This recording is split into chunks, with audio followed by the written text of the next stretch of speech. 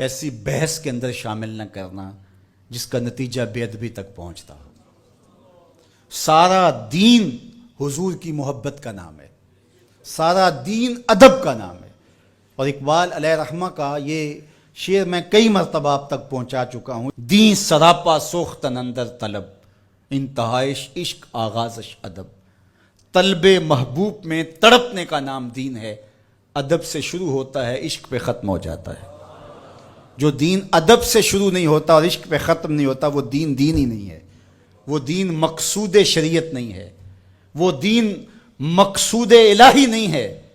ادب سے شروع ہوگا، صحابہ کا ادب، اہل بیت کا ادب، اولیاء امت کا ادب، مقدسات اسلام کا ادب، رسولوں کا ادب، پیغمبروں کا ادب، بلکہ جہاں حضور گزرے اس مٹی کا بھی ادب، جہاں مقدس ہستیاں گزری ان پہاڑوں کا بھی، ان پتھروں کا بھی ادب، جہاں ابراہیم کے قدم لگے اس مقام ابراہیم کا بھی ادب، جہاں سیدہ ہاجرہ کے قدم لگے صفا اور مروہ کا بھی ادب۔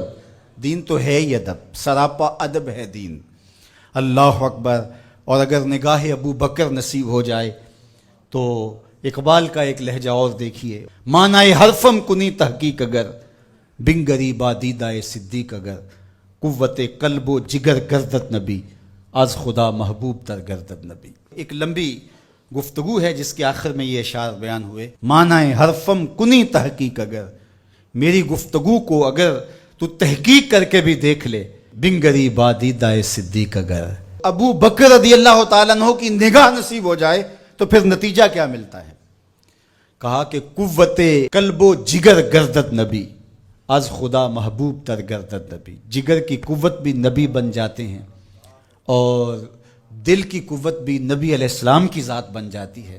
حریم قدس میں بھی پہنچیں گے، بارگاہ ازدی کا قرب بھی نصیب ہوگا، وہاں بھی آپ کو نبی یاد آئیں گے اور حضور کو سلام کریں گے، حضور یہ در بھی آپ کی چوکھٹ سے ہی نصیب ہوا ہے۔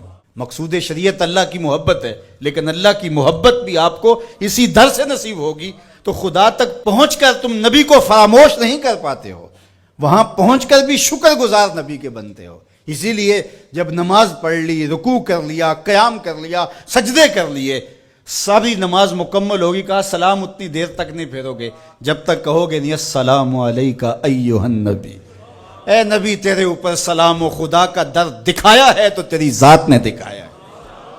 نماز خالص عبادت اللہ کی ہے نا، لیکن نماز کی تکمیل بھی اتنی دیر تک نہیں ہوئی جب تک حضور پہ درود نہیں پڑھ لیا گیا۔ یہ سجدے کا شعور دیا کس نے؟ یہ بندگی کا نور دیا کس نے؟ یہ تشہد، یہ سجدے، یہ قیام، یہ قومیں، یہ جلسے، یہ رکوع، یہ ثنا، یہ تحمید کس نے دی؟ یہ تکبیر و تحلیل کا نور کس نے بخشا؟ تو پھر سلام پھیرنے سے قبل کہا السلام علیکہ ایھا النبی، اے نبی تیری بارگاہ میں سلام، تیری چوکھٹ پہ سلام کہ تو نے خدا کے در تک ہمیں پہنچا دیا۔